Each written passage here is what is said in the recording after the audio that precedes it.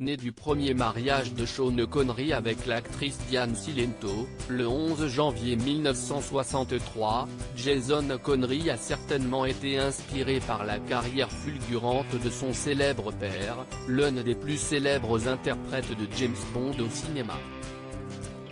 Dans l'ombre de ce dernier, et après des études d'art dramatique à la Bristol Old Vic Theatre School, il est pourtant un acteur bien connu du public anglophone, faisant ses armes dès les années 1980 à la télévision, dans des séries à l'image de Doctor Who ou encore Smallville et dans des téléfilms, mais aussi au cinéma.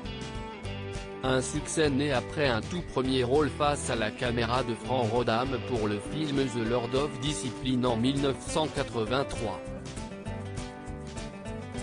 Mais après avoir enchaîné les rôles sur les petits et grands écrans, il compte plus de 60 films à son compteur comme il l'a révélé sur son propre site internet. Ce fut finalement derrière la caméra que le fils de Sean Connery s'est le plus épanoui. Ainsi, dès 2009, Jason Connery a endossé le rôle de cinéaste, réalisant un premier film titré The Devil's Tomb avec Cuba Gooding Jr. ou encore Ron Perlman. Deux autres longs métrages, baptisés 51 et Gladiators, ont suivi, réalisés respectivement en 2011 et en 2012. Grâce à sa passion pour la réalisation, il peut aussi se targuer d'avoir pu diriger l'un des héritiers du trône d'Angleterre, un ancien camarade de classe apparu dans son film méconnu Hôtel Paradiso, le prince Édouard de Wessex, le troisième fils de Sa Majesté Elisabeth II.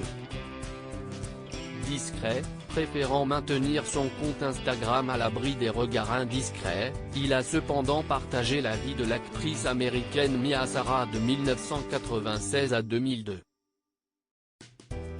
Une première épouse qui lui a offert un fils né en 1997, prénommé Dachel.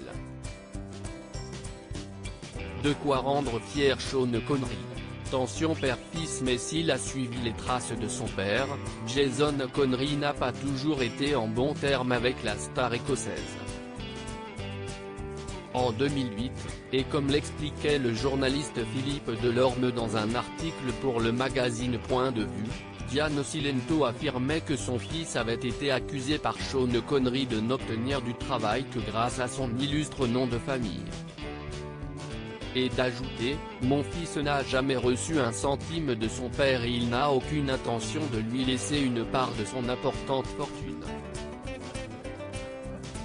Une sortie qui pourrait prendre tout son sens en ce samedi 31 octobre, alors que la BBC a annoncé la mort de l'éternel James Bond.